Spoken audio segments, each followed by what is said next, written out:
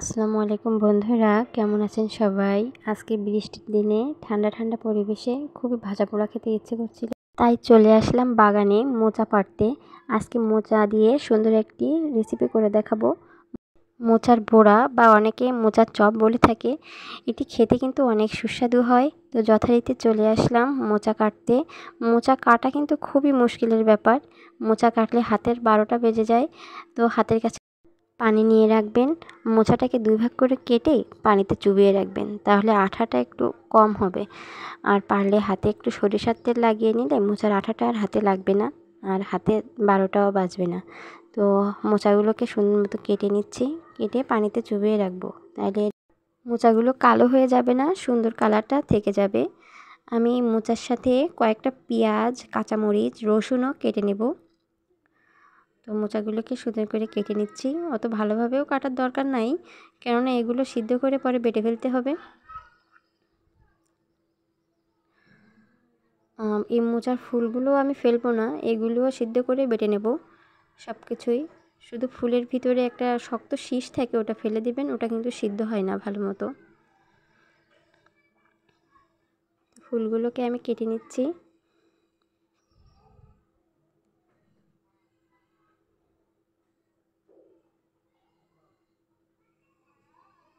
পাশে বাচ্চারা বায়না করছিল মোচার বউ খাবে বলে, তো ওদের বউটা দিলাম, ওরা মজা করে খাচ্ছিল। ফাইনালি আমার মোচাগুলো কাটা শেষ। এখন এগুলোকে সিদ্ধ করে বেটে নেব। আজকে আর শিলপাটায় বাটতে ভালো লাগছে না, তাই আজকে ব্লেন্ডারেই বেটে নিচ্ছি। তবে শিলপাটায় বাটলে খেতে বেশি মজা লাগে। আমি এর ভিতরে কয়েকটা শুকনো ঝাল, কাঁচামরিচ, পেঁয়াজ, রসুনও দিয়ে নেব, দিয়ে একসাথে বেটে নেব সুন্দর করে। আরও কিছু মোচা থেকে গেছিলো, ওগুলিও দিয়ে দিলাম সাথে। আপনারা চাইলে শিলপাটায় বেটে নিতে পারেন। আমার বাটা শেষ। এখন আমি একে একে এতে অন্য অন্য মশলাগুলো দিয়ে দেব। পরিমাণ মতো লবণ দিয়ে দিচ্ছি, সাথে দিয়ে দিচ্ছি পরিমাণ মতো হলুদ, ভাজা জিরার গুঁড়া, গরম মশলার গুঁড়াটাও চাইলে দিতে পারেন, আমার কাছে ছিল না।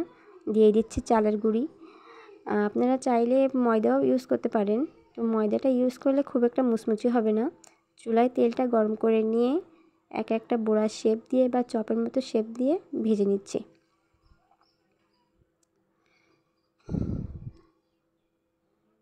অনেকগুলো একসঙ্গে দিয়ে দেব।